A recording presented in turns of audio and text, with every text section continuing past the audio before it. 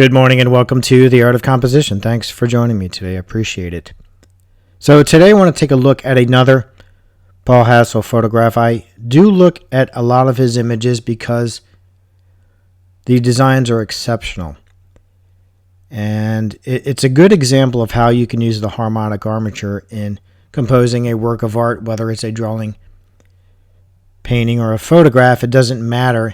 And it doesn't matter to me how you arrive at that, whether you're cropping, camera grids, and so on, shooting a lot of images if you're a street photographer and then selecting the correct one that represents the idea as well as a good design, because you can't have art without good design. It just does not exist.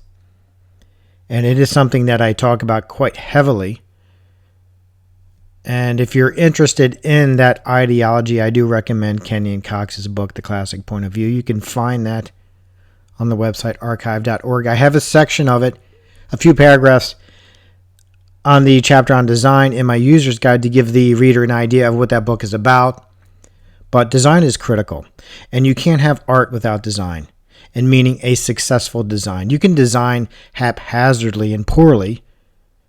That doesn't make it a work of art, though. A work of art requires a design that relates to the frame that you're composing within, whether it's a square or any size rectangle, a circle, oval, it doesn't matter. Design is the underlying element that makes art art. And since I'm on that topic today, I'm going to talk about a video that I purchased, and the artist has a video on composition. It's $15, and I'll talk about that in another video lecture, but it's worth the money. He doesn't talk about the harmonic armature, but he does stress the fact that design really, it's critical. And unfortunately, it's something that's overlooked in the industry today. One of the reasons is that a lot of artists, they don't talk about it, even though they use, for example, the harmonic armature. A lot of them won't talk about it. And in this video on composition, which I do recommend, and I will recommend it again in another video, he doesn't talk about it either. But it exists. It's something that is real. It's something these artists are using. They're using the harmonic armature. They're using dynamic symmetry to some extent. Depends on what the artist wants to use, what tool they want to use.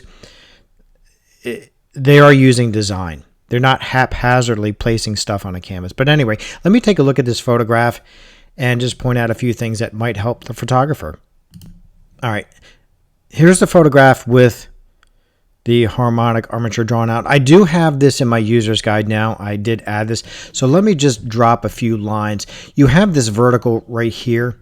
That's being picked up with these intersecting diagonal lines right here. Okay, that can be derived at that point.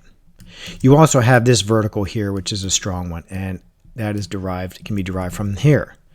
And I'm going to bring this all the way to this point there. But also notice how you have this diagonal line being played out here, and you have another one coming in here. And if I drop a diagonal line from this center, intersecting this point right here, it picks up that diagonal line as well. You also have the vertical, which is locking in the jaw of the profile. I can drop a vertical here, locking that area in. So you can see, like I said, with just a few lines of what can happen in a design. You don't need a lot. You can use the harmonic armature however you see fit. You can use a lot of lines. You can use a few lines for a few dominant divisions. It's really up to you how you want to use it. But let me just change this to yellow and solidify this a little bit. Right here, you have this vertical, right? That's being played out here. You have this dominant diagonal line right here. You have another one right here with this arm. And again, it doesn't matter to me how you arrive at this, right? If you want to use a camera grid, if you want to shoot a lot, depending on the style of photography that you use, and then select the one that fits, the mood and a solid design that hits both, because both are important. You can't have design without a good concept, a subject, or whatever. You have to have the two together. And this is something I see in the dynamic symmetry arena too. I see a lot of talk about grids, but then they'll lay them over bad photographs. And it doesn't get the point across because the subject matter isn't interesting. They're just lining up things on a grid. You got to have both. You got to have a really strong, compelling photograph, meaning, the subject matter. Is it even interesting? But once you decide that, then you can drop, then you can figure out the ultimate design that's going to express your art, your opinion, your view, or whatever the subject matter is, to solidify the concept.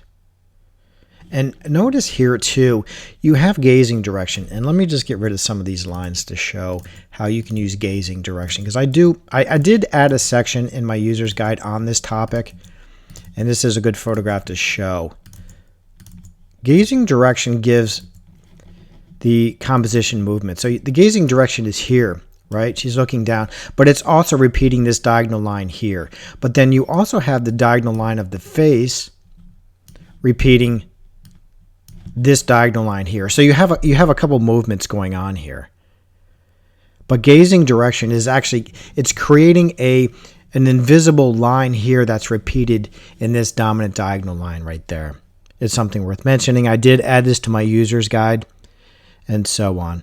But that's going to be it for today. This photograph does not require a lot of analysis, but it's a beautiful image, and it's worth pointing out that you can have an exceptional design without going crazy. It just really depends on what you want to do with the armature. And the armature is the foundation of design. So that's going to be it for today. Thanks for joining me. I appreciate it, as always.